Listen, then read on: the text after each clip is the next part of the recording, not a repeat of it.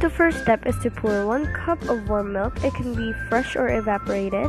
Next is you're going to put 1 large egg inside of the bowl. 1/8 cup of sugar. Don't forget to scoop the other sugar that is left on the bowl. Now we're going to add 2 teaspoons of instant yeast and mix it all up. We don't have a whisk, that's why we're going to use this. Keep on mixing.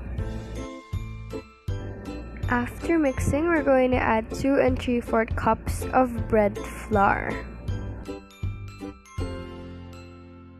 Now we're going to add 1/2 teaspoon of salt and we're going to mix it until it becomes doughy.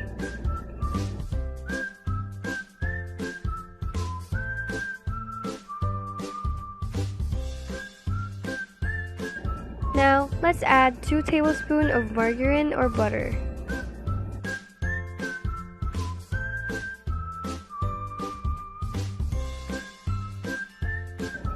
We're gonna mix it again. Mix, mix, mix.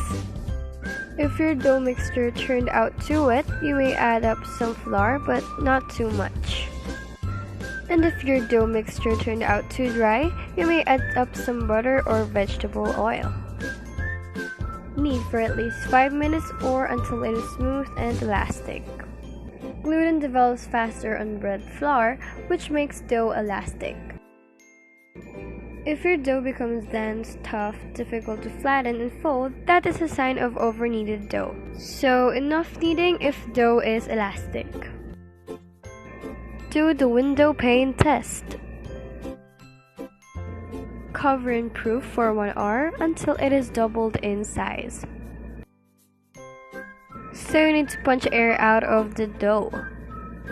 So you need to flatten the dough a little bit and form it into a log.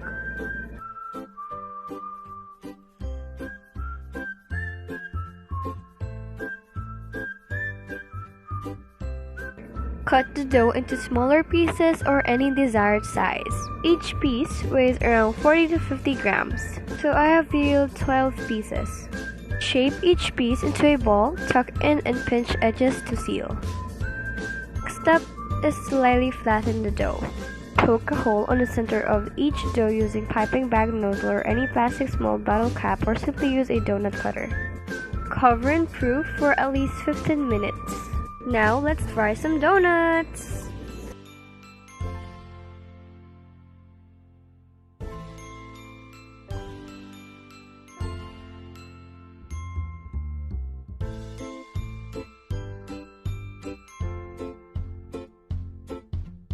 Look at that donut looking so fine.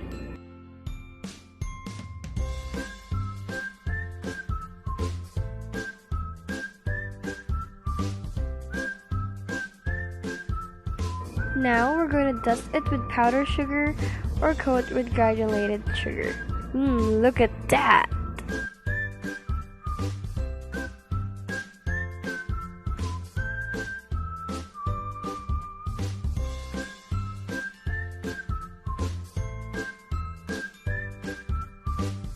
Ta-da! That's our sugar donut recipe.